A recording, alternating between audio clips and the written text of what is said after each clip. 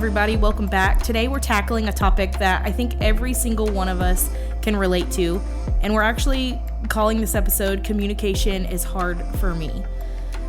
The truth is, a lot of people have a really hard time communicating in a healthy way. It's not always intentional. It just shows up in these different struggles. Maybe you feel like you just aren't good with words, or maybe you're the type to ball everything up until it just explodes.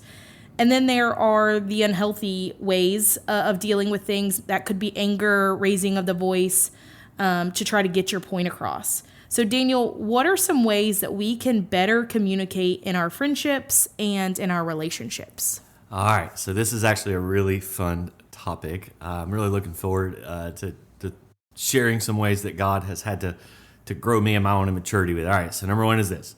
Is we have got to be better at being good listeners in all relationships. Now, most of this podcast, I'm going to be talking about it from the perspective as like a husband, but obviously all of these principles would apply to every single relationship that we have, you know? Yeah. And so we have to be better at being a good listener. So principle one of being a good listener is listening actively and attentively, that we're engaged when somebody is trying to speak to us, interact with us. So James 1 says, "My dear brothers, take note of this. Everyone should be quick to listen, slow to speak, and slow to become angry." So the Bible's really clear that we should have the habit of listening first and talking second. What's the old adage that grandparents used to always say to me?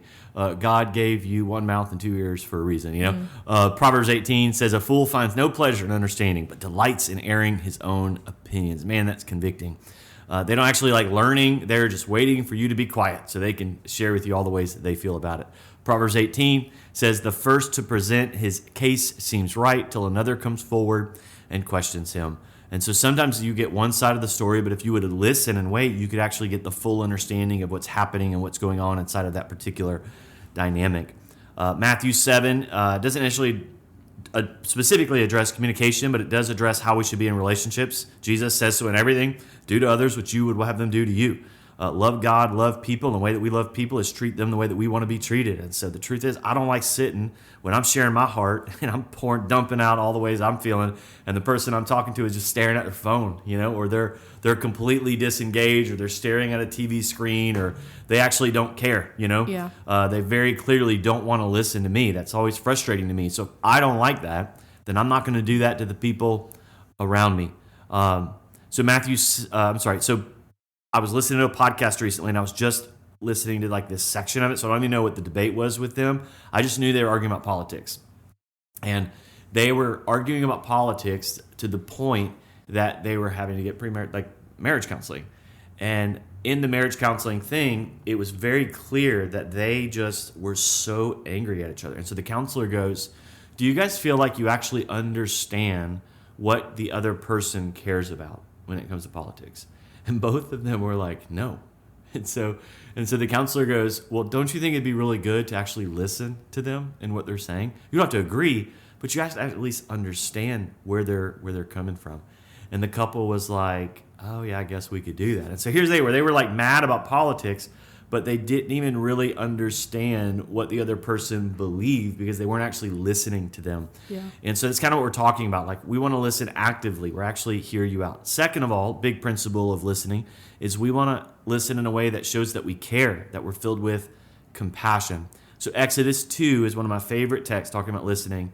That's when the nation of Israel is being oppressed by Egypt, and they're killing all of the children in Israel because they had grown too quickly. And the Bible says that the people of God, they cried out to God, and the text says that God heard the cries of the people. So that tells me that God is listening to us when we pray because he cares about us.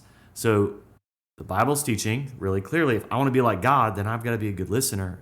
And if I care about these people, then I need to give them the blessing of hearing them and hearing them in a way with a posture of my heart that loves them and actually care where they're coming from.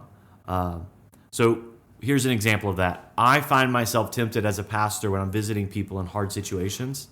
So, for example, all this stuff been going on with Eddie and Kim and Eddie's health and being in the hospital as long as he's been. I feel so tempted to want to always say something.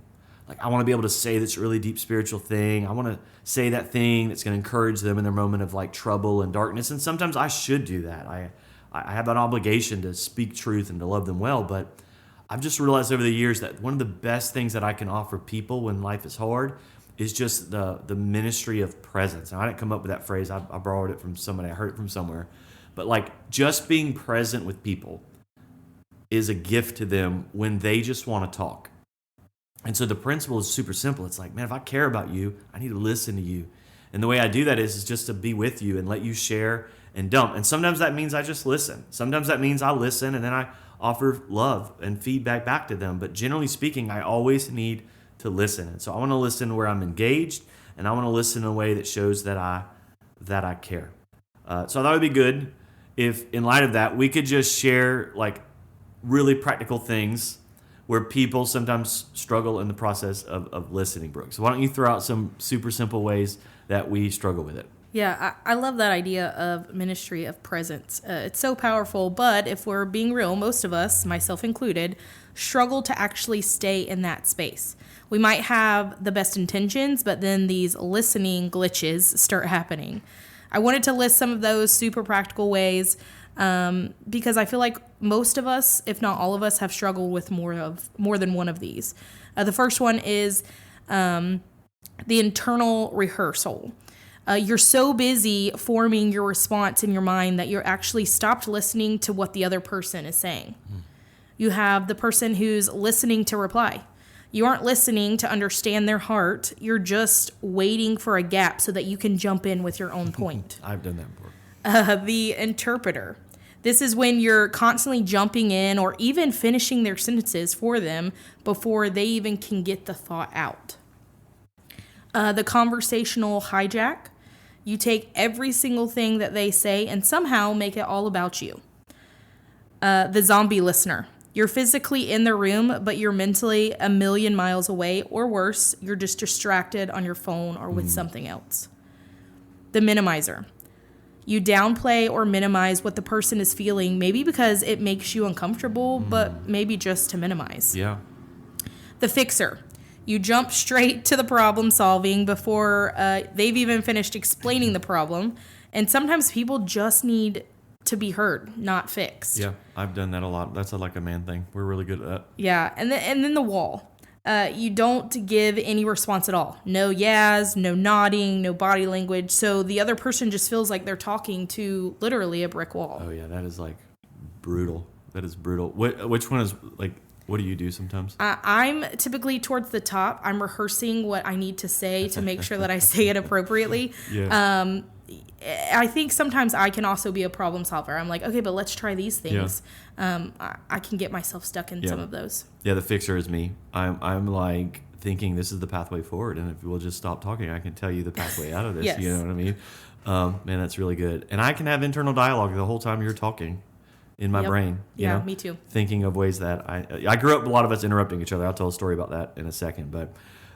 So I want to offer just some other clear ways that we can communicate. So I'm not going to read the whole text, but if you're looking for a great text that's talking about how we should speak to each other as Christians in the context of the local church in Ephesians 4, it says things like we should put off falsehood and speak truthfully to our neighbor. In your anger, don't sin. Don't let the sun go down on your wrath, the King James says. It says anyone who's stealing must no longer steal, but they need to work. Verse 29 says, do not let any unwholesome talk come out of your mouth, but only what is helpful to build others up according to their needs. So there's lots of rich things in there about how we should love each other in the context of community. And so I want to just draw some really fast principles from that. Number one, the Bible teaches that in my communication, once I'm a good listener, I need to be honest with those that are around me. So I need to not just be honest, but I need to be honest in love. So I speak the truth in love is the way Paul says it in this text. So I need to tell them the truth. So for me, that means I need to not be mysterious. I don't need to be passive. I don't need to expect them to read between the lines that I'm throwing out at them. Yeah. I need to tell them explicitly, like, hey, you really upset me, or you made me mad, or I think that you could grow in this, or hey, this could be better if we would change it. Like, being direct for a lot of people, including myself, is really, really difficult. It's like really hard. But it's an expression of love to people when we tell them the thing that is actually true. And so this is my struggle in my marriage and like pretty much every friendship I have. I will feel like in my perspective that I'm being very direct. I've done this to even you, Brooke. And like we're having a conversation, and in my mind, I feel like I'm telling you the thing that is really hard. Yeah. But I'm being so passive in the way that I'm wording it and ambiguous that if you don't really understand me and you're not like a really humble person who's thinking you're wrong, like you're not even going to get what I'm throwing at you. Yeah. You know what I'm saying? Like you're going to leave the conversation feeling like I gave you a compliment when I was actually trying to tell you you're doing something wrong. Right. That's happened to me all the time. And then I leave and I just think you're really prideful and you should listen more, right? When I realized over the years, it was actually me. Like I have done a poor job of telling people the actual truth. And so I need to be better about that. And so the reality is sometimes the truth hurts and I don't want to hurt somebody. But the Bible says that that's my obligation. Like if I love you, then I need to tell you the thing that God said. And so the key is that I always have to do it in love. I am not just like shooting down the hole, and if you're at the bottom of it and it hurts your feelings, that's on you. Like I'm trying to love you. I'm trying to help you, and I'm saying this because I actually care about you. Next, our words need to be beneficial. That old saying, sticks and stones break bones, but words will never hurt you. That's like so stupid. The Bible actually says the power of life and death is in the tongue. It says it in the wisdom literature of the Old Testament, and it says in the book of James. So the principle is simple. Like my words don't need to be unwholesome. I don't need to let my words tear people down. So I don't need to use phrases like, you are always fill in the blank, late. You're always this, you're always that, which is just attacking their character instead of a specific behavior. Right. I don't need to say, you're such a, and then I call you a name, whatever that is. You're such a jerk. You're such a liar. Because then I'm like attaching identity to you rather than just addressing something that you did wrong. And the opposite of unwholesome talk is beneficial talk or encouraging words. So I want my words to build you up. The idea of encouragement is literally like you're building a structure that could withstand a storm. So I'm trying to tell my kids, I love you and you're great and you're wonderful, and I'm trying to strengthen them and build them up. And the same thing with my wife, and the same thing for everybody around me. And what I've realized over the years is if I will be diligent and consistent in building people up around me, when I do have to speak the truth in love, they're more likely to hear me out. Yeah. Because they know I love them. It's not like, the worst is when somebody comes to you and they say, I love you, and then they criticize you, and it's very clear they don't love you. You know what I'm saying? But when somebody says, I love you, and they do say something that's true to you that hurts your feelings, it's like you can hear that because you actually do know that they love you. And that's way easier when they've encouraged you in your relationship with them. Last principle is that we need our words to be timely. So I know that text says, don't let the sun go down on your wrath. And sometimes we'll use that to be like, we'll just stay up all night long and argue until we kind of figure it out. And I do think that it's teaching, I don't think it's teaching you can't go to sleep until it's been resolved. I think it's teaching that you don't need to go to sleep with a posture and an attitude that you're holding a grudge. And every night you're going to go to sleep holding a grudge. The Bible says there's a time to answer somebody, and there's a time to not say something. There's a time to do either of those things. You answer a fool in their folly, you join them.